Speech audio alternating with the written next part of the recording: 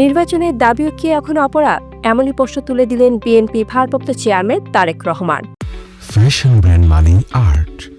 আমার বাংলাদেশ পার্টি প্রতিষ্ঠাবার্ষিকী উপলক্ষে আয়োজিত ভার্চুয়াল আলোচনায় যুক্ত হয়ে তারেক রহমান বলেন, দেশে এমন এক অবস্থা তৈরি হয়েছে যেখানে নির্বাচনের দাবি করাও যেন অপরাধ। বিএনপি সবসময় জনগণের ভোটে নির্বাচিত সরকার চায়, কিন্তু এখন যে পরিস্থিতি, সেখানে নির্বাচন চাওয়াটাই অপরাধ হয়ে দাঁড়িয়েছে। তিনি দ্রুত একটি নিরপেক্ষ অন্তর্বর্তী সরকারের অধীনে নির্বাচনের রোডম্যাপ ঘোষণার দাবি জানান।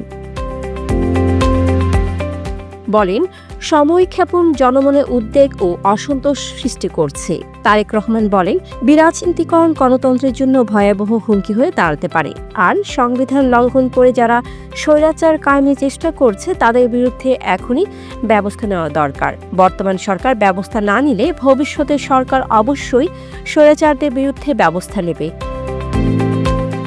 5 আগস্টের পর রাজনীতিতে যুক্ত হওয়া নতুন 25টি দলকে স্বাগত জানিয়ে তারেক রহমান বলেন, আদর্শগত ভিন্নতা থাকলেও দেশের স্বার্থে সবাইকে একসঙ্গে কাজ করতে হবে। ডেস্ক রিপোর্ট, সারাদিনের সংবাদ। ফ্যাশন ব্র্যান্ড মানে art. Men's, ladies and kids wear. Art be smart.